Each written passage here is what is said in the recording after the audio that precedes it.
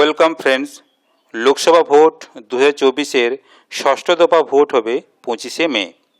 এই দফাতে কোন কোন লোকসভা কেন্দ্রে কোন কোন প্রার্থী অংশগ্রহণ করেছে একটু দেখে নেওয়া যাক।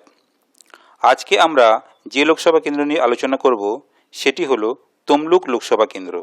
এই লোকসভা কেন্দ্রে যে যে দলের হয়ে যে যে প্রার্থী দাঁড়িয়েছেন তারা হলেন বিজেপি থেকে অভিজিৎ গঙ্গোপাধ্যায়, টিএমসি থেকে দেবাংশু ভট্টাচার্য, বিএসপি থেকে সাবিত্রী বিসাই, সিপিআইএম থেকে সায়ন ব্যানার্জি, এসইউসিআই থেকে নারায়ণচন্দ্র নায়ক, আইএসএফ থেকে মহিউদ্দিন আহমেদ মাহি এবং নির্দল দাঁড়িয়েছেন তিনজন।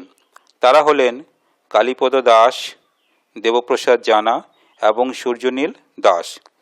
এই তমলুক লোকসভা কেন্দ্রে এমপি হওয়ার এই দৌড় প্রতিযোগিতায় কে জয়লাভ করবে সেটাই এখন দেখার বিষয়। ভিডিওটি ভালো লাগলে শেয়ার করবেন। আপনারা ভালো থাকবেন, সুস্থ থাকবেন। ধন্যবাদ।